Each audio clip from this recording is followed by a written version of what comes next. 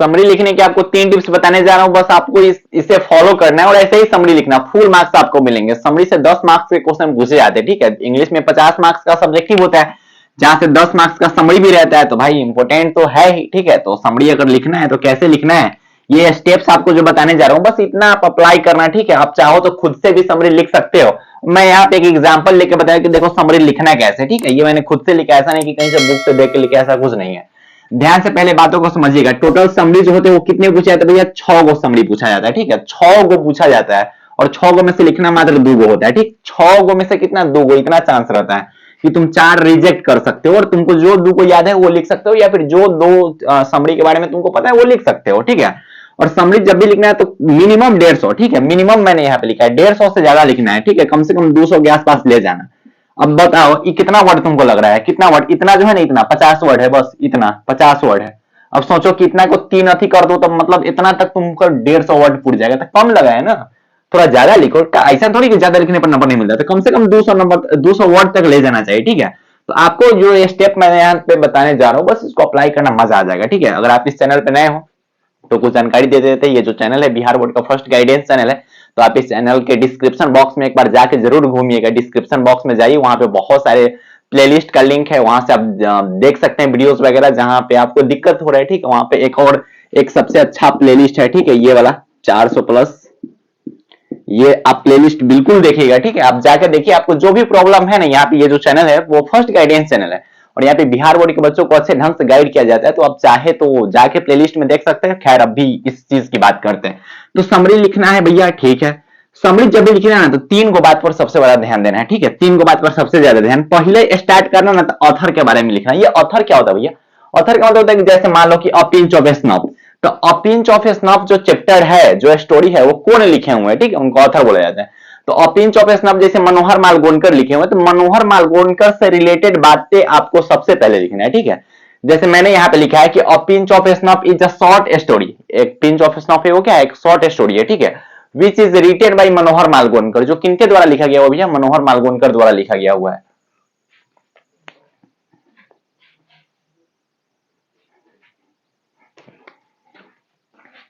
तो यहाँ पे क्या पता चला है कि जो ऑथर लिखे हुए हैं उनके बारे में हमने बता दिया कि ये मनोहर मालगोनकर द्वारा लिखा गया हुआ है। अब देखो उसके बारे में क्या है कि मेन रीजन इस चैप्टर का क्या है, ठीक है, मतलब इस चैप्टर में मेन बात क्या किया गया है उसके बारे में थोड़ा बहुत बताइए आप। ये शुरू की बात है, ठीक है।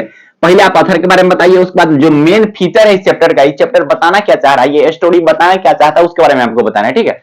तो हम तो पहले लिख दिए कि अ पिंच ऑफ स्नफ जो है वो एक शॉर्ट स्टोरी है, जो कि लिखा गया हुआ किनके द्वारा भैया, मनोहर मालगोनकर जी द्वारा। ये हम खुद से लिखे, यहाँ पे हम कहीं से है ना देखो के नहीं लिखे। आप बोलिएगा भैया आप खुद से कैसे लिख लेते हैं, तो इसके लिए आपको ना टेंस पढ़ना होगा, ठीक है। अगर आप टेंस पढ़ लेते हो तो बहुत हद तक खुद से कुछ कुछ बना के लिख सकते हो, ठीक है।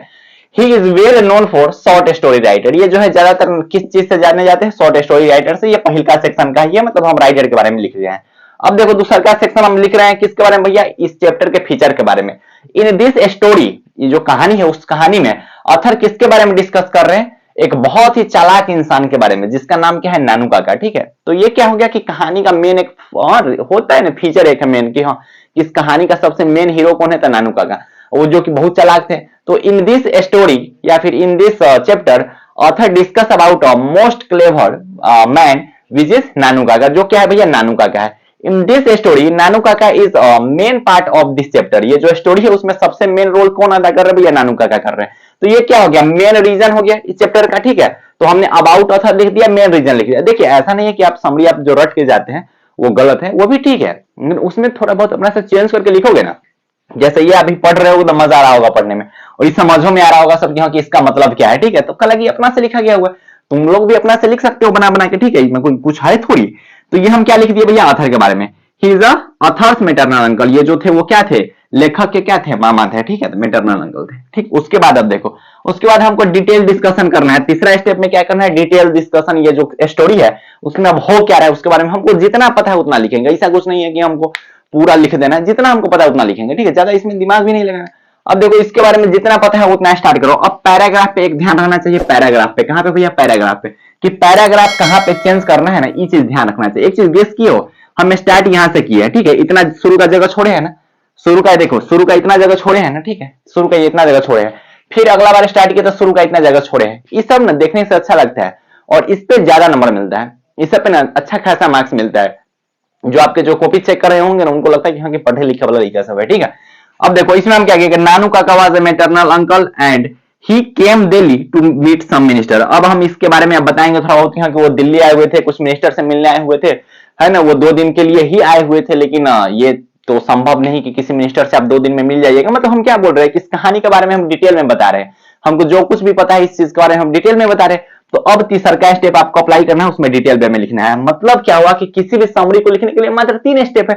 पहला स्टेप की अथर के बारे में लिखिए, दूसरा स्टेप की मेन रीजन उस चैप्टर का क्या है वो बताइए, तीसरा स्टेप क्या है कि डिटेल डिस्कशन कर दीजिए उस चैप्टर के बारे में जितना आपको पता है उतना, और कम से कम 200 वर्ड के आसपास ले जाना, ठीक है। 200 वर्ड के पास ले जाना, मिनिमम नहीं लिखा हो रहा है तो 150 लिख दो। अगर तुम्हारा इंग्लिश थोड़ा बहुत ठीक ठाक है तो कम से कम 200 तक ले जाओ, अपना मन से बना के लिखो, जितना लिख सकते हो। ऐसा थोड़ी नंबर कर जाता है। और पैराग्राफ पे आपका ध्यान होना चाहिए, ठीक है। तो 10 मार्क्स का समरी आता है, तो ये चीजें हैं जो इंपॉर्टेंट है। तो इसी टाइप के जो वीडियोस रहते हैं हमेशा इस चैनल पे आते रहते हैं, तो दोस्तों से शेयर कर सकते हो और अच्छे खासे ढंग से पढ़ाई कर सकते हो, पढ़ाई में इंप्रूवमेंट ला सकते हो।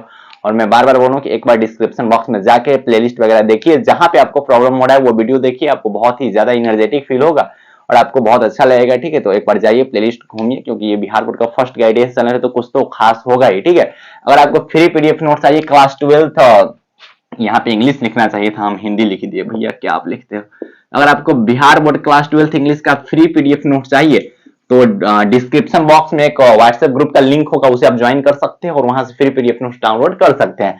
वहां पे बहुत सारे जो सब्जेक्ट्स है उसके फ्री पीडीएफ नोट्स मिलते रहते हैं, और जो मैंने खुद से बनाए हैंड रिटेन नोट्स है, तो आप भी जाइए वहां से डाउनलोड कीजिए और देखिए। बच्चे लोग डाउनलोड कर रखे हैं और देख रहे हैं, पढ़ रहे हैं उससे अच्छे खासे, और बहुत बच्चे हैं जो ग्रुप को ज्वाइन कर रखे हैं, तो आप भी ज्वाइन कर सकते हैं। तो बाय बाय, टेक केयर, जय हिंद प्यारे प्यारे भाई और प्यारी प्यारी बहनों, ऑल दी वेरी बेस्ट।